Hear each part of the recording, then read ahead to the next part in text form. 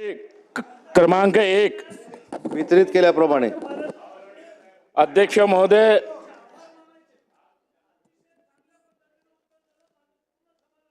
चला धन्यवाद. याच्यातला एक मुद्दा राहिला पॉइंट फक्त इतका 1 मिनिटाचा आता आहे. पुढे गेलो प्लीज अध्यक्ष- नाही नाही आता नाही आता चला बोला. अध्यक्ष महोदय, बिलोनीकर साहेब, घ्या घ्या बोला बोला. त्यांना बोलून घ्या ना आपण. त्यांनी तुम्हाला बैठक घेण्याचं आश्वासन दिलं, संपला विषय. नाही नाही अध्यक्ष घ्या. महोदय, हा, घ्या. आज जे बोला. आपल्या समोर जे थोडक्यात लक्षवेधी आलेली आहे, शायद मला असं वाटतंय का महाराष्ट्रामध्ये एखाद्या IAS अधिकाऱ्याच्या विरुद्ध त्याच्या नावाने ही बहुतेक हे पहिली लक्षवेधी असेल. नागपूर महानगरपालिकेमध्ये नाही नाही ठरलं मग नाही अध्यक्षांनी सर, शब्द दिला होता. सकाळची लक्षवेधी सर. येणार आहे आता झाली की ते येणार आहे. सकाळपासून थांबलो आम्ही. घ्या बोला बोला. अध्यक्ष महोदय, महानगरपालिकेमध्ये तुकाराम मुंडे हे 28/1/2020 रोजी नागपूर महानगरपालिकेमध्ये रुजू झाले आणि अध्यक्ष महोदय त्यांच्या 7च महिन्यामध्ये हा कार्यकाल करून ते दुसरीकडे रवाना झाले. महाराष्ट्राच्या इतिहासामध्ये तुकाराम मुंडे हे असे अधिकारी आहे का ज्यांच्या 20 वर्षामध्ये 24 बदल्या झाल्या आणि 7 महिन्यामध्ये जे काही त्यांनी नागपूर शहरामध्ये गुल खिलवलं आणि जे उत्तर मी पाहिलं मंत्री महोदय, असं गोलमोल उत्तर मी आजपर्यंत कधी पाहिलं नाही. आणि मला मंत्री महोदयाकडून अपेक्षा आहे त्या अधिकाऱ्यांच्या भरोशावर न राहता या गोलमोल उत्तरावर आपण लक्ष केंद्रित न करता अगर आपण सत्याची बाजू अगर केली तर आज तुम्ही तुकाराम मुंडे यांना डिसमिस या ठिकाणी करणार. अध्यक्ष महोदय, आल्या तुकाराम मुंडेंनी काय केलं, रामनाथ सोनवणे म्हणून कार्यकारी अधिकारी स्मार्ट सिटीमध्ये होते. आल्या त्या व्यक्तीने त्या अधिकाऱ्यांनी तुकाराम मुंडे आल्याबरोबर राजीनामा दिला आणि ते बाहेर रवाना झाले. आणि तुकाराम मुंडे हे असे प्रेमी होते, विकासाच्या नावावर तर अध्यक्ष महोदय हे 0 होते, लेकिन मीडिया आणि NGOच्या नावावर हे खूप फेमस होते, हे खूप प्रेमी होते. जिथं जायचे तिथं अधिकारी पोचत नव्हते, परंतु मीडिया आणि NGO हे पहिले त्या ठिकाणी पोचत होता. आणि म्हणून या लक्षवेधीला थोडा वेळ लागू शकते आणि म्हणून मंत्री महोदयाकडून आमची न्याय होण्याची या ठिकाणी अपेक्षा आपल्या सगळ्याला आहे. त्या काळामध्ये अध्यक्ष महोदय कोविडचा काळ होता. या कोविडच्या काळामध्ये नागपूर शहरामध्ये अनेक प्रकारचे हॉस्पिटल आहे. स्कोपमध्ये हा विषय नाही आहे, परंतु अनेक हॉस्पिटल आहे, सरकारचे हॉस्पिटल आहे, महानगरपालिकेचे हॉस्पिटल आहे, प्रायव्हेट हॉस्पिटल आहे. परंतु या कोविडच्या काळामध्ये नागपूरवरून तर 35-40 किलोमीटर काटोलच्या रोडवर 5000 बेडचं हॉस्पिटल खुल्या मैदानात टाकलं, खुल्या मैदानात. आणि सर दुसऱ्या दिवशी वाराधून आली आणि पूर्ण ते 5000 हॉस्पिटल ते बेड टाकलेले सर्वनाश झाले. लगभग 40 करोड रुपयाचं नुकसान या तुकाराम मुंडेच्या माध्यमातून या ठिकाणी झाला. अध्यक्ष महोदय, या ठिकाणी महानगरपालिकेचे जे कर्मचारी होते, क्लास 4 कर्मचारी होते, तोही आजच्या याच्यामध्ये स्कोप नाही आहे, कारण मी त्यांच्या 7 महिन्याचा कार्यकाल अध्यक्ष महोदय आपल्याला सांगत आहो.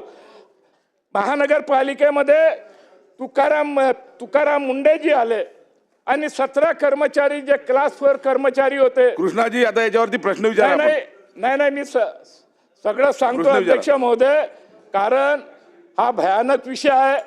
17 परिवाराला बर्बाद करण्याचं काम त्यांनी केलं आणि त्या 17 कर्मचाऱ्याची फाईल अध्यक्ष महोदय त्यांना 89 प्रमाणे बेनिफिट द्या अशा प्रकारची मूव झाली असता आणि त्यांच्याकडे गेले आणि त्या दिवशी तुकाराम मुंडे आले, त्यांनी काही पाहिलं नाही मंत्री महोदय. आणि त्या 17 कर्मचाऱ्याला डिसमिस करून टाकलं, नोकरीतून काढून टाकलं. ते बी अचंबित झाले का अचानक हे का झालं. आणि हायकोर्टामध्ये अध्यक्ष महोदय ते हायकोर्टामध्ये गेले आणि हायकोर्टामध्ये त्या कर्मचाऱ्यांनी लहान वकील उभा केला, यांनी 4 वकील केले, ते टिकू शकले नाही. आणि म्हणून अध्यक्ष कृष्णाजी, महोदय प्रश्न घ्या. तुकाराम मुंडे साहेबाला स्मार्ट सिटीचा अधिकार नव्हता. स्मार्ट सिटीमध्ये त्यांनी हस्तक्षेप केलं. स्मार्ट सिटीच्या माध्यमातून लगभग 18-19 करोड रुपयाचे पर्टिक्युलर एका कॉन्ट्रॅक्टरले बिल देण्याचे काम केलं. ते बोर्डाचे मेंबर सुद्धा कृष्णाजी, नव्हते, संचालक खोबडेजी, सुद्धा नव्हते. कृष्णा खोबडेजी, आपण प्रश्न विचारायच्यावर होता. प्रश्न विचारा. त्याच्यानंतर मी सांगतो. अध्यक्ष महोदय, त्यावेळेस महापौर संदीप जोशी यांनी स्मार्ट सिटीच्या सेक्रेटरीला पत्र देऊन विचारलं का स्मार्ट सिटीचे संचालक तुकाराम मुंडे आहे का? त्यांनी म्हटलं नाही. स्मार्ट सिटीमध्ये हस्तक्षेप करण्याचा अधिकार त्यांना आहे का? त्यांनी म्हणलं नाही. आणि म्हणून हे तिन्ही उत्तर स्मार्ट सिटीच्या सेक्रेटरीनी त्या ठिकाणी दिलं. आणि या व्यक्तीने ज्या महिला 2 अधिकारी होत्या मंत्री महोदय, ज्या महिलांनी त्या फाईलवर सही केली नाही, एका महिलेला त्याने रवी भवनच्या कॉटेजमध्ये बोलवलं आणि तिथं त्या मुलीला टॉर्चर केलं. ते रडत रडत बाहेर निघाली. आणि दुसऱ्या महिला अधिकारी ते कॉर्पोरेशनच्या ऑफिसमध्ये बोलवलं, तिला टॉर्चर केलं. ते रडू रडू त्या ठिकाणी निघाले. प्रश्न घ्या त्याच्यावर. अध्यक्ष महोदय, मी प्रश्न बी घेणार आहोत आणि मंत्री महोदयाकडून मागणी बी करणार आहोत. या संदर्भात अध्यक्ष महोदय, माजी महापौर संदीप जोशी साहेबांनी, अध्यक्ष महोदय, मी पहिले सांगितलंय कोणी अधिकाऱ्याचा बचाव करण्याचा प्रयत्न करू नये, कोणी अधिकाऱ्याचा बचाव करण्याचा प्रयत्न करू नये. अध्यक्ष महोदय, मी पहिले सांगितलं का या लक्षवेधीला वेळ लागेल. अध्यक्ष महोदय, संदीप जोशी महापौर असताना त्यांनी पुरावे सहित सदर पोलीस स्टेशनमध्ये गुन्हा दाखल केला. आणि महाराष्ट्राच्या इतिहासामध्ये IAS अधिकाऱ्याच्या विरुद्ध 2 महिला अधिकाऱ्यांनी सुद्धा सदर पोलीस स्टेशनमध्ये तक्रार दाखल केली. आणि तुकाराम मुंडे जो अजेंडा त्यांना बनवायला सांगते तर लिखित मध्ये सांगते इसके परिणाम गलत होंगे, अशा प्रकारची धमकी देणारा अधिकारी, अशा प्रकारचे वर्षण करणारा अधिकारी. याच्यामध्ये महिला आयोगकडे जेव्हा प्रकरण गेलं, अध्यक्ष महोदय, काल वडट्टीवार साहेबांनी क्लीन चिट दिली आहे. परंतु याच्यामध्ये तुम्ही प्रश्न विचारा, आम्ही पुढे जाऊ. प्रश्न विचारा आपण याच्यावरचे, या लक्षवेधीवरचे पॉइंटेड प्रश्न विचारा. अध्यक्ष महोदय, मी महिला आयोगाचं सांगतो, कारण वडट्टीवार साहेबांनी जेव्हा परवा सांगितलं, चुकीच्या माहितीच्या आधारे त्यांनी सांगितलं. आणि म्हणून महिला आयोगाने बी म्हटलंय का तुकाराम मुंडे यांनी गंभीर परिणामाची धमकी दिली होती आणि त्यामुळे ते मानसिक छळ त्या महिलांच्या त्या ठिकाणी झालेला होता. आणि म्हणून अध्यक्ष महोदय, मंत्री महोदयांना माझी विनंती आहे का या प्रकरणामध्ये, कारण हे पूर्ण प्रकरण 7 महिने ते नागपूर महानगरपालिकेमध्ये होते, स्मार्ट सिटीचा अधिकार नसताना त्यांनी दुरुपयोग केला. 7 महिन्याच्या महानगरपालिकेच्या कारभारामध्ये त्यांनी हस्तक्षेप केला. सरकारच्या ओव्हर रूल करून 17 कर्मचाऱ्याला त्यांनी काढलं. आणि म्हणून मंत्री महोदय, माझी विनंती आपल्याला आहे का या सगळ्या प्रकरणाचे पाहिलं. खोपडे साहेब, आपण प्रश्न विचारत नसाल तर मी पुढची लक्षवेधी पुकारतो. झालं ना पुढची पुकारतो मी. आपण जर प्रश्न विचारत नसाल तर. मंत्री महोदय, माझी या ठिकाणी आपल्याला विनंती आहे का तुकाराम मुंडेने जे प्रकरण या ठिकाणी केलं त्यांना तातडीने आपण डिसमिस करावं. नंबर 2 या संपूर्ण प्रकरणाची चौकशी मुख्य सचिव आणि पोलीस महासंचालकाच्या वतीने करावी. नंबर 3, जे 17 कर्मचाऱ्याला त्यांनी डिसमिस केलं ते हायकोर्टामध्ये हे करू शकले नाही. एकनाथराव शिंदे साहेबांनी अनेक वेळा मिटिंगा बोलवल्या, परंतु वेळेअभावी ते होऊ शकले नाही. आणि म्हणून हायकोर्टामध्ये आपण एफिडेव्हिट देऊ शकतो का? अध्यक्ष महोदय, सन्मान्य सदस्यांनी ज्या तुकाराम मुंडेंबद्दल या ठिकाणी ही लक्षवेधी आणलेली आहे त्या संदर्भातली काही माहिती मला आपल्या मार्फत सदनाला या ठिकाणी द्यायची आहे. स्मार्ट सिटीच्या बाबतीमध्ये तुकाराम मुंडेंची चौकशी व्हावी अशा पद्धतीची मागणी सन्मान्य सदस्यांनी केलेली आहे. परंतु त्यावेळी कोविडच्या कालावधीमध्ये तुकाराम मुंडेंनी स्मार्ट सिटीची कामं नक्की बघितली याच्याबद्दल दुमत असण्याचं काही कारण नाही. पण ती कशासाठी बघितली, का बघितली याच्यासाठी देखील एक पार्श्वभूमी होती.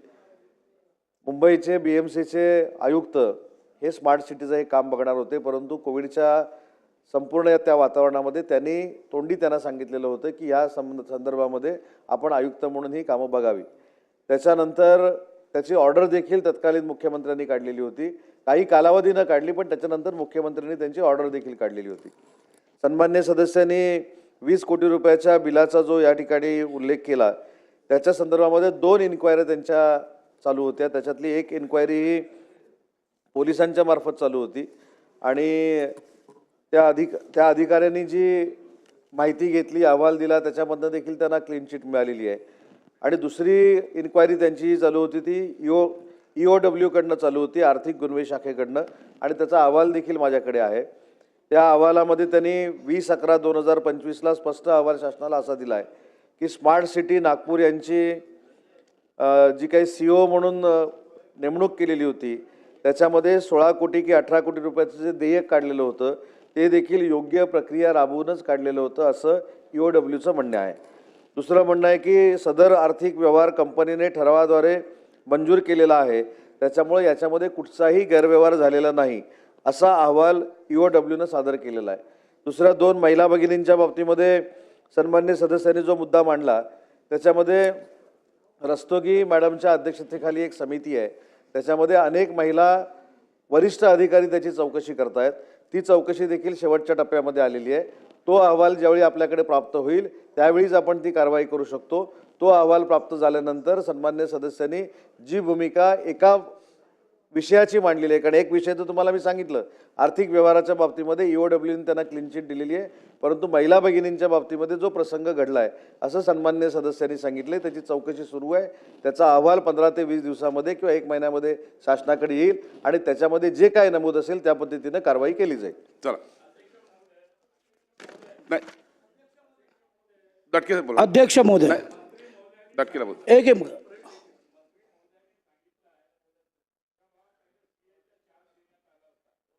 नगर विकास विभागाचा सर असा कोणताही आदेश आतापर्यंत महानगरपालिकेला प्राप्त झाला नाही.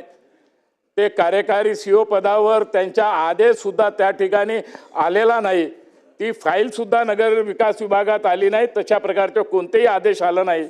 अध्यक्ष महोदय, इतकं मोठं प्रकरण हे घडलं तरी या पदाले 5 वर्षा अगोदर केलेल्या भ्रष्टाचाराचे आता 20 ऑक्टोबर रोजी त्याचे आदेश त्या पदावर होते म्हणून आज हे आदेश काढणं हे कोणत्या कायद्यात बसते? अध्यक्ष महोदय, मंत्री महोदय, हे आदेश आपण तडकाफडकी पहिले हे आदेशच आपण रद्द करण्याची आवश्यकता आहे. आणि CEO पदाचा चार्ज हा शासन स्तरावर आजपर्यंत निघालेला नाही. हे आपल्याला जे माहिती या ठिकाणी देण्यात आलेली आहे ही टोटली चुकीची माहिती आहे. अगर अशा प्रकारचे आदेश नगर विकास विभागाने अगर काढला असेल तर ते आपण या ठिकाणी सांगावं आणि याची संपूर्ण प्रकरणाची चौकशी मुख्य सचिव आणि पोलीस महासंचालकाच्या मार्फत करावी अशी आमची विनंती. मंत्री महोदय, अध्यक्ष महोदय, मी सुरुवातीलाच सांगितलं की तुकाराम मुंढे यांनी या पदावर नक्की काम केलेलं होतं.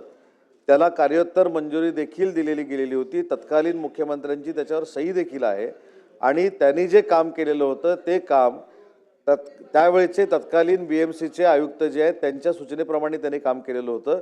आणि याच्यामध्ये कुठेही फाईलवर असं दिसत नाही की त्यांनी स्वतःच्या अधिकाराचा वापर करून अन्य काही केलं असं फाईलवर दिसत नाही. दुसरा मुद्दा जो मी सांगितला महिला भगिनींच्या बाबतीमध्ये, ती इन्क्वायरी राधिका रस्तोगी मॅडमच्या समितीच्या अध्यक्षतेखाली चालू आहे आणि तो समितीचा अहवाल 1 महिन्यानंतर आल्यानंतर त्याच्यामध्ये जे काही नमूद केलं आहे त्याच्यावर कारवाई होईल म्हणून सांगितलं. चला, नाना बरोबर देतो तुम्हाला देतो. एक माझा एकदम स्पेसिफिक प्रश्न आहे मंत्री महोदय. या स्मार्ट सिटीवर, कारण की नागपूर हे स्मार्ट सिटीमध्ये आहे आपले, त्या स्मार्ट सिटीवर आतापर्यंत झालेले पैसे किती खर्च झालेत ते एक उत्तर द्या. तुकाराम मुंढेंचा तो काय असेल तो हिशोब तुमच्याजवळ आहे, पण आतापर्यंत झालेले पैसे किती खर्च झालेत ते नियमानं झाले की नियमबाह्य झालेत, आणि स्मार्ट सिटीमध्ये काय काय उपाययोजना आपण करताय. आपल्याला नागपूरमध्ये वायफाय कुठं फ्री मिळतं का? नाही. तुम्ही त्याच्यावर पैसा खर्च केलेला आहे. आणि म्हणून आम्हाला आता या निमित्तानं हा जे आदरणीय कृष्णा खोपडे आणि जे दटके साहेबांनी जो प्रश्न उपस्थित केला, या निमित्तानं स्मार्ट सिटीची नागपूरची सगळी चौकशी आपण करून विधिमंडळाला आपण पटलावर अहवाल सादर करणार का, आणि किती पैसे खर्च झाले आतापर्यंत? या संदर्भामध्ये 2 दिवसापूर्वी जी चर्चा या संदर्भामध्ये जी झाली होती त्याच्यामध्ये स्वतः मुख्यमंत्री महोदयांनी या संदर्भातली चौकशी करतो असं आश्वासन दिलेलं होतं. मुंडेंच्या प्रकरणातलं पण दिलेलं होतं आणि ज्या आर्थिक बाबतीत आत्ता खोपडे साहेबांनी जे बोललेले त्याचे देखील पूर्ण याच्या संदर्भामध्ये. आणि दुसरी महत्त्वाची गोष्ट म्हणजे जो काही खर्च झालेला आहे किंवा कुठच्या विभागावर खर्च झालेला आहे, कुठच्या कामांवर खर्च झालेला आहे, ही माहिती आता माझ्याकडे उपलब्ध नाही, ती पटलावर ठेवण्यात येईल. प्रवीण दटकेजी. हा ही लक्षवेधी का आली याचं फक्त 1 मिनिटात मी आपल्याला सांगतो. मान्य अध्यक्ष महोदय, ही लक्षवेधी का आली नाही, 1 मिनिट मी सांगतोय. बोला सर मला एक दटकेजी प्रश्न विचारा आपण. सर 1 मिनिट मला ही लक्षवेधी का मांडावी लागली याचं पहिले तुम्हाला सांगतो. एक पत्र आलं सर, एक पत्र आलं 20 ऑक्टोबर 2025ला एक पत्र आलं. ते पत्र आलं धनंजय भागवतांच्या सहीचं. ते पत्र आहे मी श्री तुकाराम मुंडे भाप्रसे तत्कालीन महानगरपालिका आयुक्त नागपूर यांच्या मुख्य कार्यकारी अधिकारी स्मार्ट सिटी नागपूर या पदावरील नियुक्ती शासनाने कार्योत्तर मान्यता देण्यात येत आहे, त्या अनुषंगाने कारवाई करावी. मुद्दा एवढाच आहे की माननीय सामंत साहेबांनी पत्र दिलं. हे प्रवीण परदेशींचा आदेश आहे. हा आदेश मी पटलावर ठेवतो तुमच्याकडे. या आदेशात प्रवीण परदेशींनी काय म्हटलं, या आदेशात संदीप जोशींनी विचारलेल्या सर्व प्रश्नांचे उत्तर प्रवीण परदेशींनी दिले आणि त्यात स्पष्ट म्हटलं की आम्ही असा कुठलाही आदेश तुकाराम मुंडेंना दिला नव्हता. मी हा आदेश पटलावर ठेवतो. नंबर 1. नंबर 2, माननीय संदीप जोशींनी माननीय मुख्यमंत्र्यांना, तत्कालीन मुख्यमंत्र्यांना आणि तत्कालीन मुख्य सचिवांना एक पत्र लिहिलं होतं. त्याचंही उत्तर सर मी वाचून दाखवतो. याच्यात 3 प्रश्न विचारले होते की आपण सीओचा चार्ज दिला होता का, त्यांनी स्पष्ट सांगितलं दिला नाही. कुठल्याही चेकवर सही करण्याचा अधिकार दिला होता का, कुठलेही दिले नाही. आणि त्यांची ही नियुक्ती कायदेशीर आहे का, सचिवांनी सांगितलं कुठलेही कायदेशीर नाही. आमचं एवढंच म्हणणं आहे की जर, आणि माननीय सामंत साहेबांनी जे उत्तर दिलं त्यांनी कोट केलं तत्कालीन आयुक्त जे सध्या पुण्याचे पोलीस आयुक्त आहे अमितेश कुमार, त्यांनी एक संदर्भ दिला. अशा 2 तक्रारी आल्या होत्या आणि या तक्रारीच्या अनुषंगाने कारवाई सुरू आहे. सर कारवाई झाली तक्रार झाली 2020मध्ये आणि आज आपण कार्योत्तर मंजुरी देतो 2025मध्ये. याच्या मागे काहीतरी हेतू आहे का? मग जर FIR झाला 2020मध्ये आणि 2025मध्ये माझं सर अनेकांनी भाषणं दिली आहेत. भास्करराव आपण फार सिनियर सदस्य आहे, माझी विनंती आहे की भाषण नाही द्यायचं आम्हाला बिलकुल नाही द्यायचं भाषण. अरे बसून आपसात बोलू नका माझ्याकडून. माननीय अध्यक्ष महोदय, आमचं स्पष्ट म्हणणं आहे हे पत्र आत्ता काढण्याची काय गरज होती. नंबर 1. नंबर 2, EOW आणि पोलिसांनी जी कारवाई केली आहे त्याचा रिपोर्ट जर माननीय मंत्री महोदयांकडे असेल तर तो त्यांनी मान्य अध्यक्षांकडे द्यावा किंवा तो जाहीर करावा. नंबर 3, पटलावर ठेवावा. नंबर 3, ज्या 2 महिला अधिकाऱ्यांनी तक्रार केली होती त्या बाबतीत केंद्रीय महिला आयोगाकडे अजूनही कारवाई सुरू आहे. आमची एवढीच विनंती आहे की हे जे पत्र काढलं या सगळ्या पत्रांवर जोपर्यंत सगळ्या वेगवेगळ्या एजन्सींचा रिपोर्ट येत नाही तोपर्यंत हे पत्र काढण्याची गरज काय होती. हे पत्र आपण तात्काळ रद्द करणार आहोत का, नंबर 1. आणि नंबर 2, माननीय ज्येष्ठ सदस्य कृष्णा खोपडे यांनी म्हटल्याप्रमाणे महाराष्ट्राचे मुख्य सचिव आणि मुख्य पोलीस DIG असतील त्यांच्या मार्फत अशा प्रकरणांची, अशा भाप्रसे अधिकाऱ्यांची आपण चौकशी करणार आहोत का? मंत्री महोदय. अध्यक्ष महोदय, मी दोन्ही प्रश्नाची खरं तर उत्तरं दिलेली आहेत की या संदर्भामध्ये जो महिला भगिनींच्या बाबतीतला एक प्रसंग आहे जे खोपडे साहेबांनी इथे सांगितलं, सन्माननीय सदस्यांनी इथे सांगितलं, त्याची चौकशी सुरू आहे. मी स्वतःच सांगितलं ती चौकशी 1 महिन्यामध्ये पूर्ण होईल आणि त्याच्यामध्ये जी काही तरतूद असेल, जे काही नमूद केलेले असेल त्याच्यावर कारवाई होईल असं देखील मी स्पष्ट सांगितलं. आता सन्मान्य सदस्यांनी जो कागद दाखवला त्याच्या अगोदरचा एक कागद मी आपल्याला दाखवतो की ज्या संदर्भामध्ये आपण तुकाराम मुंडेंचा आणि प्रवीण परदेशींचा या ठिकाणी उल्लेख करतोय त्याला देखील मान्यता मुख्यमंत्र्यांनी दिलेलं पत्र माझ्याकडे, ते देखील मी तुमच्याकडे देतो. आणि त्याच्यानंतर EOWनं देखील चौकशी केलेली आहे, पोलीस डिपार्टमेंटनं देखील चौकशी केलेली आहे. दोन्ही चौकशीमध्ये त्यांना क्लीन चिट मिळालेली आहे. तरी देखील परवा मुख्यमंत्री महोदयांनी सांगितले की अजून त्याच्यामध्ये काय चौकशी करायची असेल तर आपण नक्की चौकशी करू. परंतु 2 विषय वेगवेगळे आहेत. एक महिलांचा विषय आहे आणि एक भ्रष्टाचाराच्या संदर्भातला विषय आहे आणि भ्रष्टाचाराच्या संदर्भातला जो विषय आहे त्याच्यामध्ये दोन्ही एजन्सीनी त्यांना क्लीन चिट दिलेली आहे आणि एक इन्क्वायरी चालू आहे. ती इन्क्वायरी पूर्ण झाल्यानंतर त्याच्यामध्ये जे काय असेल त्या पद्धतीनं कारवाई केली जाईल. चला आता नाही आता नाही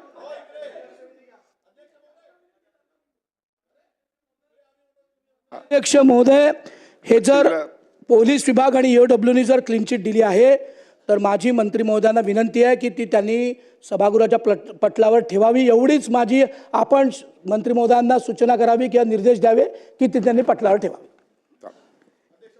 EOWचा रिपोर्ट आणि पोलिसांनी केलेली जी कमिटी होती त्याचा रिपोर्ट पटलावर ठेवला जाईल. चला बोला. अध्यक्ष महोदय, लक्षवेधीच्या माध्यमातून खोपडे साहेबांनी जो विषय उपस्थित केला आणि आमच्या दटके साहेबांनी त्यावर अधिकची माहिती तिकडे उपलब्ध करून देणार आहेत. मंत्री महोदयांचं उत्तरही आपण ऐकलं. तुकाराम म्हणता रामराम म्हणायची पाळी या सभागृहात किती वेळा तर यायची. पण काय होत आहे की एजन्सीनं काल पण आलं, मी काल पण बोललो, आज पण बोललो.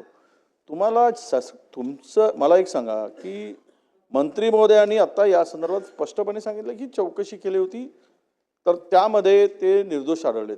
मला वाटतं आता तुम्ही हे सगळं प्रकरण CBI, ED जेवढ्या राष्ट्रीय एजन्सी आहेत ना तेवढ्याकडे हे तुकारामांचं प्रकरण पाठवून द्या आणि कोणीतरी असेल तर नाही तर स्पेशल फोर्स वगैरे नेमा आणि त्याची चौकशी करा, म्हणजे सगळे समाधान होईल. बघा, कोण दोषी असेल कारवाई झाली पाहिजे. पुढे गेलं पाहिजे आता. नाही माझा प्रश्न आहे ना, सांगा. तो दोषी असेल कारवाई झाली पाहिजे. पण आपण बघा, मी मुद्दाम आता फाइंड प्रोसिजरवर आलो तर मग त्यावर वेगळी भूमिका होईल. अध्यक्ष महोदय, तो अधिकार अध्यक्ष महोदयाचा असतो, पीठासीन अधिकाऱ्यांचा असतो, माननीय अध्यक्ष महोदयांचा असतो. लक्षवेधी स्वीकारणं न स्वीकारणं. आम्ही आज लक्षवेधी पाहत आहोत. आम्ही माझ्या फाइंड प्रोसिजरच्या माध्यमातून तर नंतर मला संधी द्यावी अशी विनंती करतो. पण आज मी आत्ता तो विषय काढणार नाही कारण आमच्या माननीय सदस्यांना वेगळं वाटेल. माझी भूमिका स्पष्ट आहे मंत्री महोदय. तुम्हाला या पलीकडे जाऊन कोणती चौकशी नेमायची आहे का ते सांगून टाका आणि एकदा या विषयावर चौकशीमध्ये जर तुकाराम मुंडे दोषी आढळत असतील तर कारवाई करून टाका. पण ज्या पद्धतीनं दोनही सदस्य आपलं म्हणणं मांडून ते त्यांच्याकडे असलेले पुरावे देत आहेत त्याची एकदा सांगून टाका ना तुम्ही की आम्ही उच्चस्तरीय चौकशी करू, काय करू. पण ते तुम्ही काय होत आहे ते बॉल टाकतात, तुम्ही टोलवता, रन निघतच नाही. असं चाललेलं आहे. पुन्हा ते जोरानं बॉल टाकतात ताकदीनं आणि तुम्ही पुन्हा हळूच बॉल टोलून टाकता. काहीतरी फैसला करा, संपवा विषय.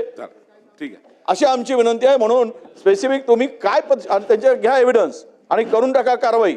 आम्हाला काही कोणाच्या अधिकाऱ्यांना वगैरे मनगळीत आम्हाला पाठीशी घालायचं पाहिजे नाही. दोषी असेल तर स्पष्ट सांगा. असलेले सरकार म्हणून तुमच्याकडे कागदपत्र आहेत, एव्हिडन्स आहे आणि एकदाचा सोक्षमोक्ष करून टाका. बोला. अध्यक्ष महोदय, पुन्हा एकदा सांगतो की 2 एजन्सीनी यांची चौकशी केलेली आहे. दोन्ही एजन्सीनी यांना क्लीन चिट दिलेली आहे आणि महिलांच्या बाबतीतली जी काही इन्क्वायरी आहे ती सुरू आहे. राधिका रस्तोगींच्या समितीच्या अंडर ती चौकशी सुरू आहे. 1 महिन्यानंतर त्याचा अहवाल येईल विजय वडेट्टीवार साहेब आणि त्या अहवालामध्ये जर त्याच्यामध्ये काही नमूद असेल त्या पद्धतीनं कारवाई करू सांगितलेलंच आहे. चला.